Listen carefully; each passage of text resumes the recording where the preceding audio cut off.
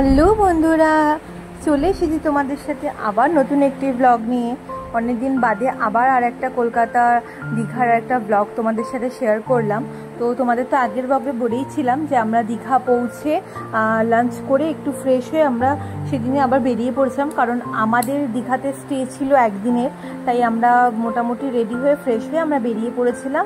সেদিন আমরা কভার করবো হলো দীঘা, মোহনা, তাজপুর, শঙ্করপুর এবং আর একটা কালীবাড়ি। তো সেই উদ্দেশ্যে আমরা রওনা হলাম, বেশি দেরি করিনি, কারণ দীঘার পরিবেশ দেখতেই পাচ্ছ, প্রচণ্ড অন্ধকার ছিল। এবং এই মোহনায় আমরা যখন পৌঁছালাম, তোমাদের কি বলবো, এত বাজে গন্ধ, বাজে গন্ধ বলতে মাছের গন্ধ। তোমরা হয়তো সবাই শুকনো মাছ পছন্দ করো, আমারও সত্যি কথা বলতে শুকনো মাছ খেতে ভালো লাগে, কিন্তু গন্ধটা প্রচণ্ড বাজে লাগছিল। তো যাই হোক, তো সেখান দিয়ে আমরা চলে আসলাম প্রায় একদম সমুদ্রের কাছাকাছি। মা আর ছোটো মা আসতে ভয় পাচ্ছিল, বাট আমি আর ভাই বললাম যে তোমরা পরে এসো, কিন্তু আমি আর ভাই আগে যাই, কারণ আমাদের কিছু ভিডিও করার ছিল। তো ভাই আমার কিছু কিছু সুন্দর সুন্দর ক্লিপ নিয়ে দিয়েছে। এবং এত হাওয়া চলছিল, একে তো আমার মাথায় চুল কম, আর তার মধ্যে যেহেতু আমার চুলের টেক্সচারটা একটু কার্লি কার্লি, মানে হাওয়াতে আমার চুলটা বেশ পাখির বাসা হয়ে গিয়েছিলো। হ্যাঁ, তো যাই হোক, তাও ভিডিও করা ছাড়া যাবে না। যাই হোক, ভিডিও করে কিছু ফটো তুলে নিয়ে আমরা চলে গিয়েছিলাম আমাদের নেক্সট ডেস্টিনেশনের জন্য।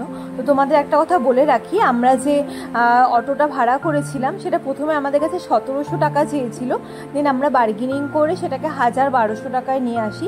তো তোমাদের বলেই রাখি, তোমরা যদি দীঘা, মন্দারমণিতে মানে দীঘাতে যাও, তখন যদি তোমরা এমন ঘুরতে যাওয়ার প্ল্যান করো, তোমরা অবশ্যই কিন্তু অটোওয়ালাদের সাথে তোমরা বার্গেনিং করো, কারণ এখন দীঘাতে ওরা প্রচণ্ড প্রাইস হাইক করছে। কারণ যেহেতু ট্যুরিস্ট টাইম, যদিও আমরা উইকডেজে গিয়েছিলাম, তারপরেও এই হাল ছিল। তো যাই হোক, লাস্ট কিছু ফটো ভিডিও শ্যুট নিয়ে আমরা সবাই বেরিয়ে পড়লাম শঙ্করপুরের উদ্দেশ্যে। তো শঙ্করপুর যেতে রাস্তাটা খুব অসম্ভব সুন্দর লাগছিল, একটা মেঘলা ওয়েদার এবং চারিপাশে সবুজ, বর্ষাকালের বিউটিও এটা বলো।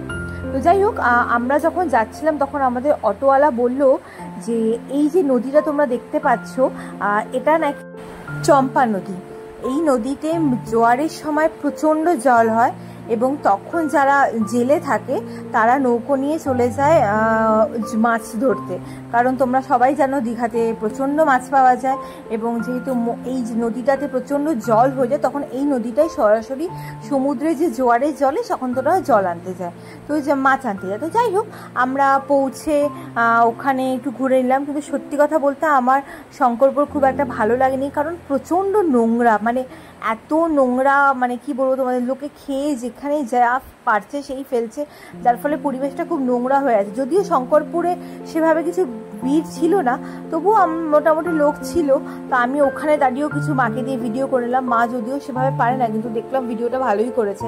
আলটিমেটলি ভিডিও করে দেন আমরা ভাবলাম যে একটা আইসক্রিম খাই, কারণ অনেকক্ষণ থেকে কিছু খাইনি, মুখটা সুসুর করছিল।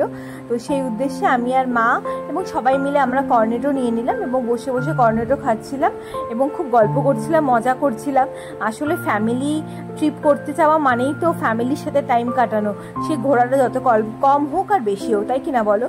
তো এখানে ছোটো মাদের সাথেও কিছু ফটো তুলে নিলাম, এবং এখানে ফটো তোলার পর আমাদের অটোওয়ালা একদিকে নামিয়েছিল এবং আমাদের বলেছিল যেহেতু এক্সিট পয়েন্ট এই দিকে, যেহেতু আমরা সোজা যাব, তাই বলেছিল আমাদের এক্সিট পয়েন্টের কাছে চলে আসতে।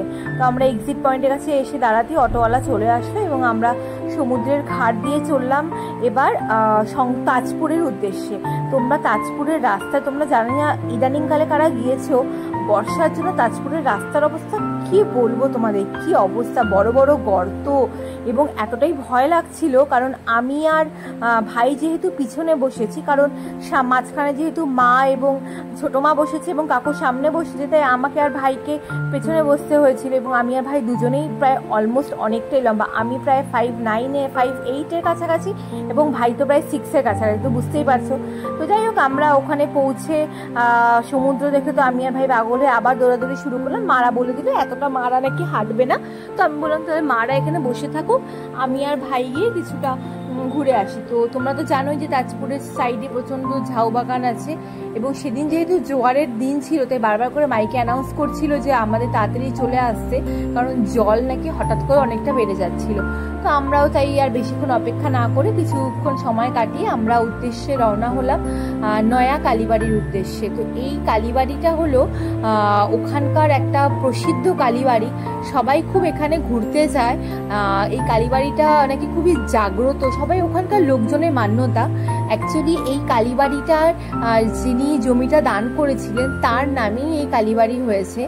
তাদের টাইটেল ছিল নায়েক, তাই জন্যই নায়েক কালীবাড়ি। এবং মন্দিরটা এখনো আন্ডার কনস্ট্রাকশন আছে, বাট মন্দিরটা এত সুন্দর লাগছে দেখতে। মহাদেবের একটা মূর্তি ঢোকার সময় গাছের তলায়, এবং পাশে একটা অডিটোরিয়াম করা আছে। কোনো স্পেশাল অকেশনে ওখানে লাইট অ্যান্ড সাউন্ড শো হয়, ওখানকার স্থানীয় যারা ছিল তারা বললেন। এবং মন্দিরে মায়ের মুখ অসাধারণ, এখানে মায়ের মুখটা একটু অন্যরকম লাগলো। তো আমরা পুরোহিতের সাথে কিছুক্ষণ কথা বললাম, বলে প্রসাদ নিয়ে আমরা একটু সময় কাটিয়ে মন্দিরে বেরোচ্ছিলামই। তখন আমাদের হঠাৎ করে ওখানে বললেন যে এখানে এখন নাকি মন্দিরের মধ্যে লাইট শো হবে।